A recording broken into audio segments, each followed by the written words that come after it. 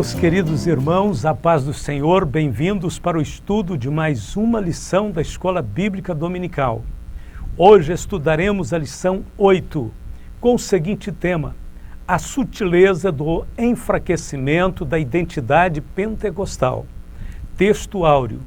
E todos foram cheios do Espírito Santo e começaram a falar em outras línguas conforme o Espírito Santo lhes concedia que falassem. Atos 2, verso 4. Verdade prática. A doutrina do batismo no Espírito Santo e o falar em línguas, como sua evidência, são um distintivo pentecostal mantido pela nossa igreja. Leitura bíblica em classe, Atos dos Apóstolos, capítulo 2, versos de 1 ao 4, e 1 Coríntios, capítulo 12, de 7 ao 11. O movimento pentecostal carrega consigo dois distintivos fundamentais desde os dias apostólicos. São eles: a crença na atualidade dos dons espirituais e o falar em línguas como evidência inicial do batismo no Espírito Santo. Lamentavelmente, já existem alguns entre nós que negam essas doutrinas. Cremos que qualquer alteração nos padrões divinos podem comprometer consideravelmente a nossa espiritualidade.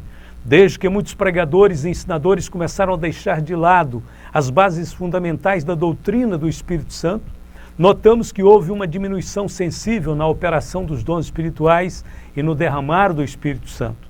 Alguém afirmou com grande propriedade que não devemos remover uma cerca sem antes perguntar por que ela foi construída. O movimento neopentecostal, representado por uma enorme quantidade de denominações, surgiu no Brasil, prometendo ser uma nova onda de avivamento.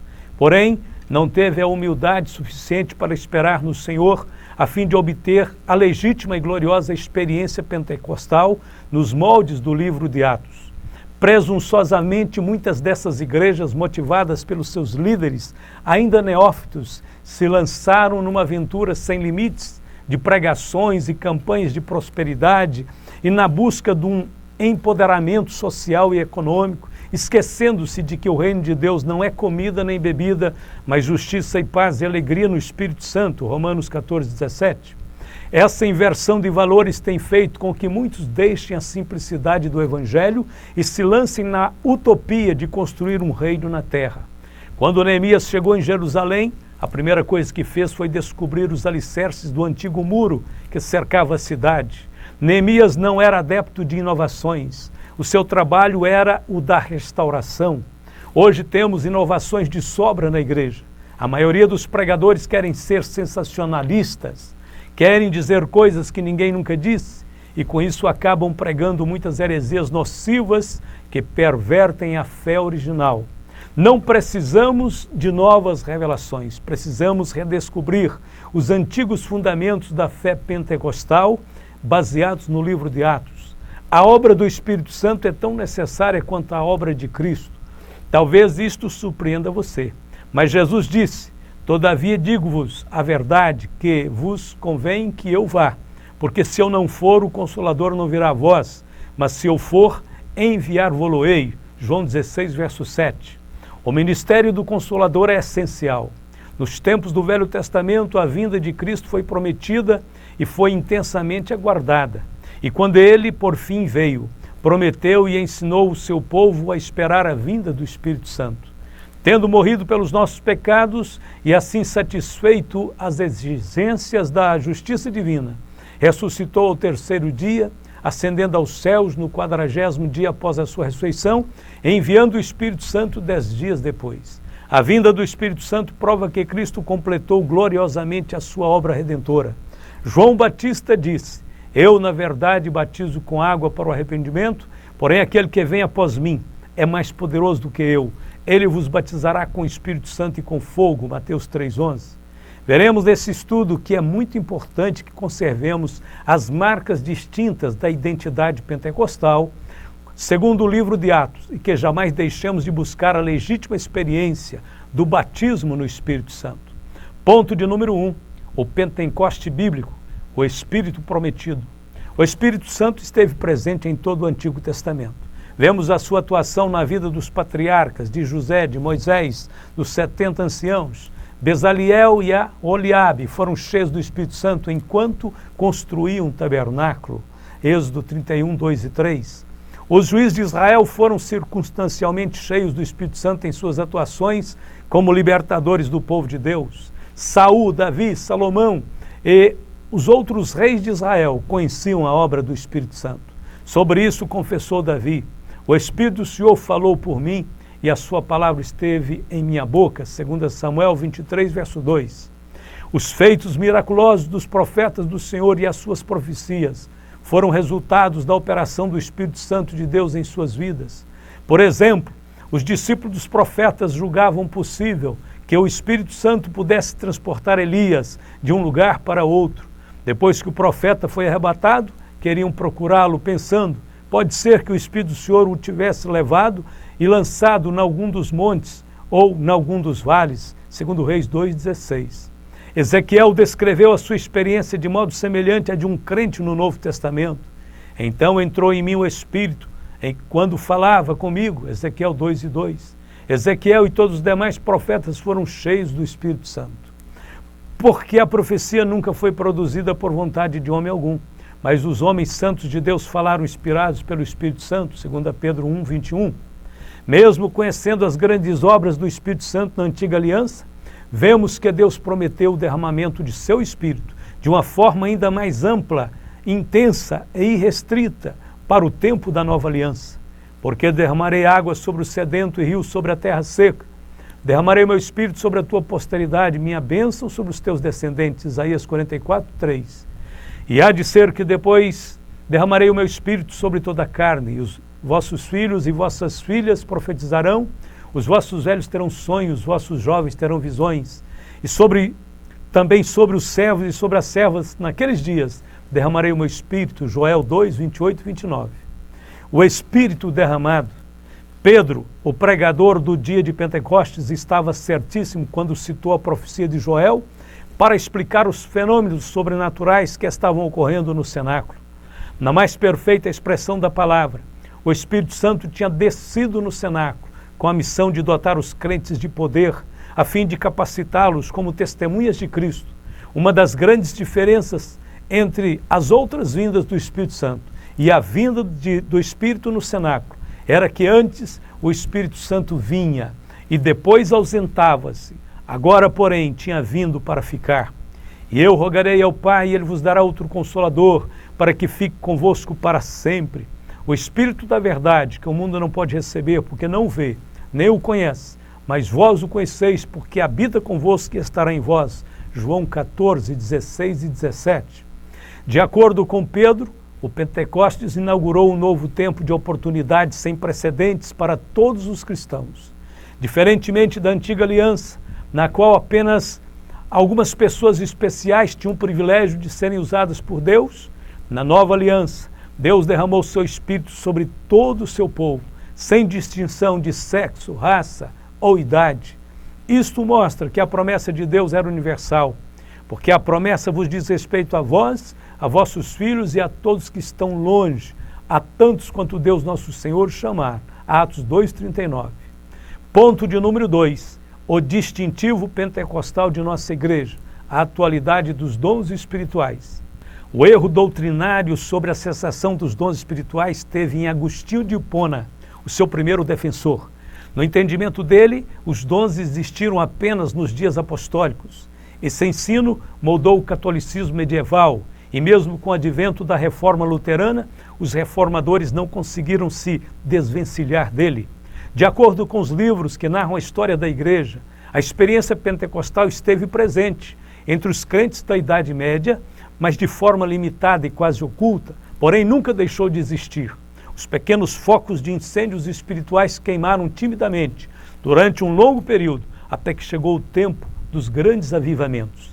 Em sua Declaração de Verdades Fundamentais de 1916, as Assembleias de Deus confessavam que todos os crentes têm o direito e devem sinceramente buscar a promessa do Pai, o batismo no Espírito Santo e com fogo. Afirma ainda que, com o batismo no Espírito Santo, vem o revestimento de poder para a vida e serviço, a concessão dos dons e seus usos no trabalho do ministério. E completa dizendo que essa experiência é distinta e subsequente ao novo nascimento. As línguas como evidência. William Howard Durant Nasceu na zona rural de Kentucky, em 1873. Aos 18 anos, começou a acompanhar sua família nos cultos da Igreja Batista. No entanto, só teve uma experiência de conversão mais tarde, em 1898. Em 1901, Duran aderiu ao movimento de santidade e passou a presidir a missão do Evangelho Pleno na Avenida Norte, em Chicago. Em 1906, a mensagem do batismo no Espírito Santo, com a evidência inicial do falar em línguas, começou a se espalhar pelos Estados Unidos, a partir da cidade de Los Angeles. Até então, Duran ensinava que o batismo no Espírito Santo poderia ser reivindicado pela fé, sem nenhuma evidência necessária. Porém, alguns membros de sua igreja falavam em línguas em outra missão de Chicago. Assim, Duran fez acurado estudo bíblico sobre o assunto e resolveu ir a Los Angeles. Na época em que as igrejas eram divididas por etnias, Duran foi um dos primeiros brancos a visitar a missão da fé apostólica na Rua Azusa, igreja de grande maioria negra, onde William Seymour era pastor. Ali Duran passou várias semanas e recebeu o batismo no Espírito Santo e falou em novas línguas. Após o seu retorno a Chicago, a missão da Avenida Norte tornou-se uma igreja pentecostal de grande importância, pois dali a mensagem pentecostal se espalharia pelo centro-oeste estadunidense e entre as minorias étnicas. Duran passou a publicar o periódico Testemunho Pentecostal e fez diversas viagens para difundir a mensagem pentecostal pelos Estados Unidos. Daniel Berg e Gunnar Wing, os pioneiros pentecostais, foram batizados no Espírito Santo em 1909, com a evidência inicial de falar em línguas. Tornaram-se amigos e vieram para o Brasil saindo de Nova York em 5 de novembro de 1910. 2 semanas depois aportaram em Belém do Pará. Guiados pelo Espírito Santo, começaram a pregar a salvação em Cristo e o batismo no Espírito Santo. Na manhã do dia 8 de junho de 1911, a irmã Celina Albuquerque foi batizada no Espírito Santo com a evidência inicial de falar em línguas, enquanto orava em sua casa. A partir de então, milhares de outros irmãos receberiam a mesma promessa. Lamentavelmente, nos dias atuais, esse ensino tem dado sinais de enfraquecimento. Isso por conta de ensinamentos sutis que negam a doutrina das línguas como evidência inicial do batismo pentecostal. A sutileza está em dizer que o falar em outras línguas de fato existe, contudo não é para todos. Essa afirmação não é verdadeira. A experiência tem demonstrado que alguns crentes só têm falado em línguas uma vez na vida, por ocasião do seu batismo com o Espírito Santo. Depois nunca mais. Seria isto normal? Nós respondemos que não é normal. O falar em línguas, que se inicia com o recebimento do Espírito Santo, deve ser uma experiência contínua e permanente na vida de todos os crentes. Muitos anos depois de sua conversão, Paulo ainda podia dizer: dou graças ao meu Deus, porque falo mais língua do que vós todos. 1 Coríntios 14, 18. E expressa o desejo do Espírito Santo ao dizer: e eu quero que todos vós faleis línguas estranhas. 1 Coríntios 14, 5. E ainda disse Paulo: não proibais falar línguas. 1 Coríntios 14, 39. O próprio Senhor Jesus afirmou que o falar em línguas seria um dos sinais confirmadores que seguiriam aos que crescem em seu nome. E estes sinais seguirão aos que crerem. Em meu nome expulsarão os demônios, falarão novas línguas. Marcos 16, 17. Vamos analisar algumas possíveis causas porque muitos crentes deixam de falar em outras línguas após o seu batismo com o Espírito Santo. Primeiro, falta de perseverança na comunhão com Deus. Podemos admitir que o crente que buscou ao Senhor, chegou ao trono da graça, entrou em comunhão com Deus, recebeu o batismo com o Espírito Santo e atingiu a temperatura espiritual de 100 graus.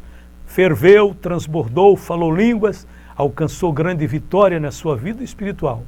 Todavia, com o passar do tempo, deixou de perseverar na comunhão com Deus. Seu zelo espiritual diminuiu e logo cessou sua inspiração de falar em outras línguas. O remédio para isso é tomar uma nova posição diante de Deus, voltar ao primeiro amor, dar prioridade a Deus em sua vida e, com certeza, a inspiração do Senhor voltará. Segundo, falta de cuidado com a vida espiritual. A Bíblia diz que enganoso é o coração, mais do que todas as coisas, e perverso, quem o conhecerá? Jeremias 17, 9.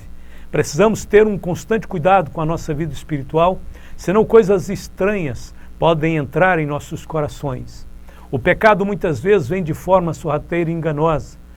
Para não sermos atraídos pela nossa própria concupiscência, devemos nos submeter diariamente à sondagem do Senhor. Disse o salmista: sonda, meu Deus, conhece o meu coração, prova-me e conhece os meus pensamentos, vê se há em mim algum caminho mau e guia-me pelo caminho eterno. Salmo 139, 23, 24. Quando tomamos o devido cuidado com a nossa vida espiritual, estaremos conservando acesa a chama pentecostal em nossas vidas. E terceiro, é de capital importância viver de tal forma que o Espírito Santo tenha total liberdade de ação em nossas vidas. Atitudes de reverência, temor, obediência, santificação, amor e humildade devem ser aliadas a uma vida de oração, e isto vai proporcionar grande liberdade para o Espírito Santo. O falar em outras línguas, nesse caso, será sempre uma consequência natural e espontânea em todos os nossos momentos de louvor e adoração. Ponto de número 3, mantendo a chama pentecostal acesa. Fidelidade às Escrituras.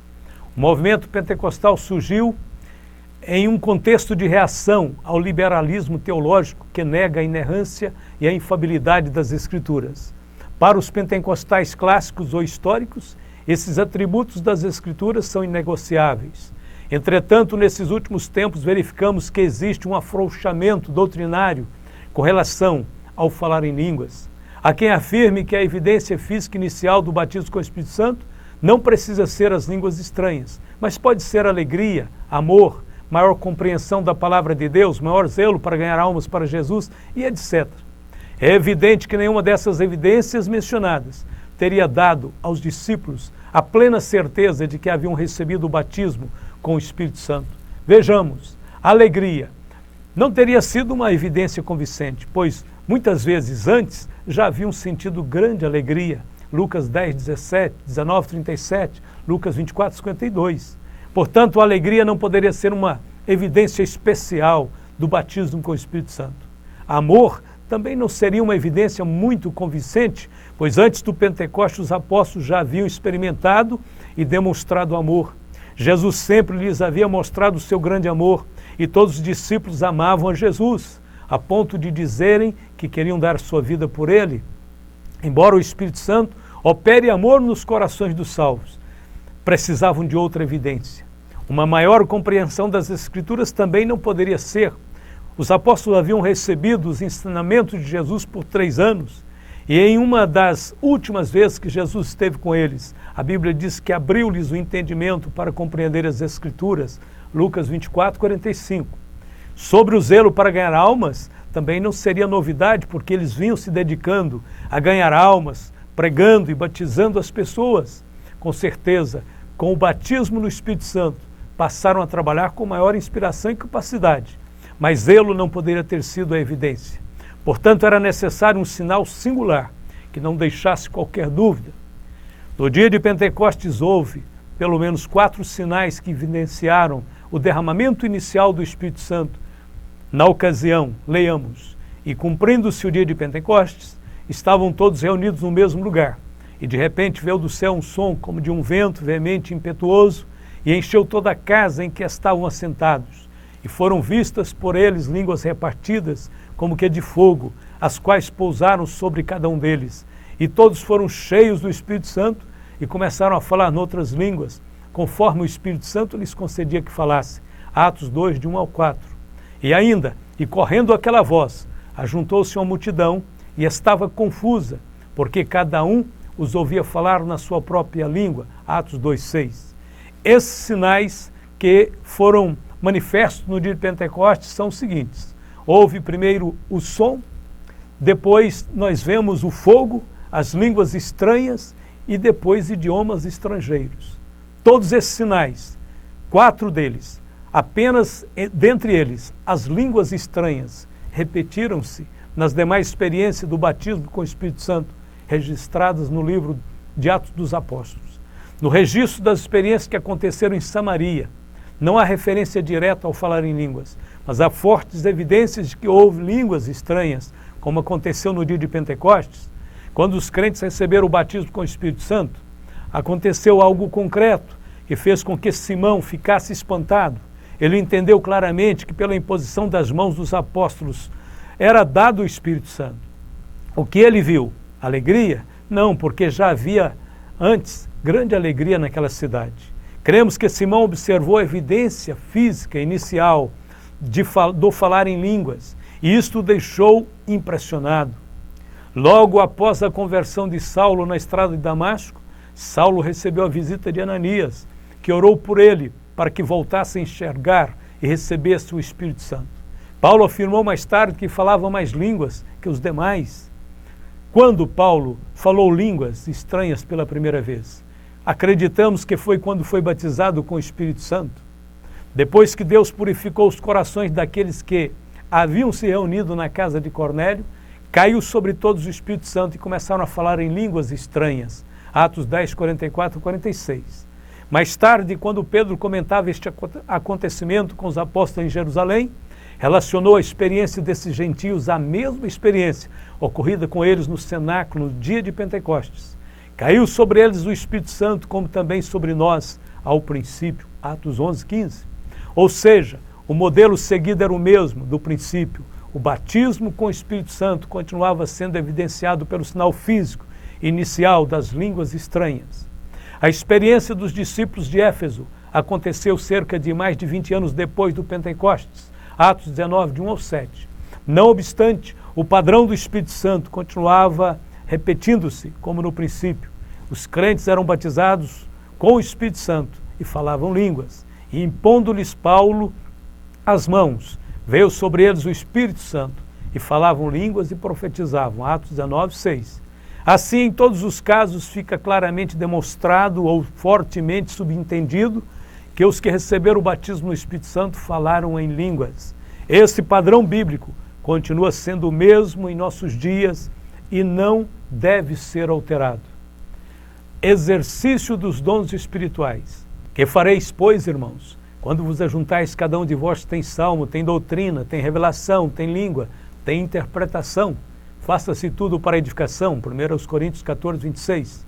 Precisamos informar aos crentes sobre a atualidade dos dons espirituais.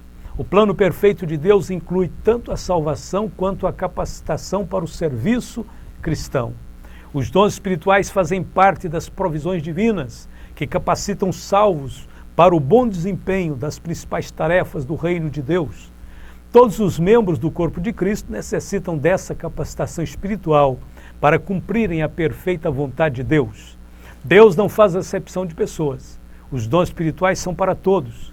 Cada um de nós que fazemos parte do corpo de Cristo, podemos ser instrumentos da manifestação desses dons. Deus espera que cada salvo produza frutos para Ele e certamente os capacitará para este fim. É nosso dever conhecer melhor os dons espirituais, a fim de sermos usados para a glória de Deus. Não desprezes o dom que há em ti, o qual te foi dado por profecia, com a imposição das mãos do presbitério. 1 Timóteo 4,14. Por este motivo te lembro que despertes o dom de Deus que existe em ti pela imposição das minhas mãos. 2 Timóteo capítulo 1, verso 6. Vamos para a conclusão.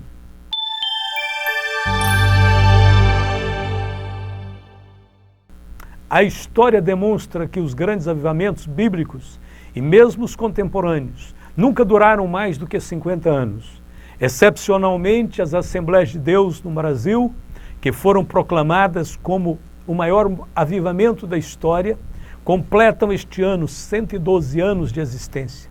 Em toda a história do cristianismo até este momento, este é o único avivamento que durou tanto tempo, ultrapassando a marca de um século.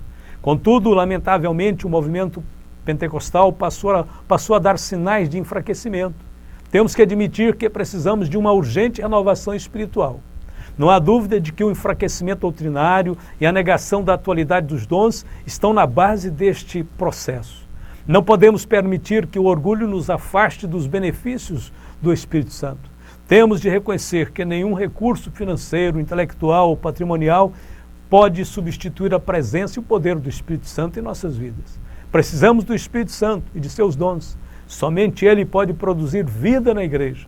Se voltarmos a honrar as Escrituras e formos obedientes ao Espírito, com certeza Ele voltará a se manifestar de uma forma ainda mais evidente e poderosa.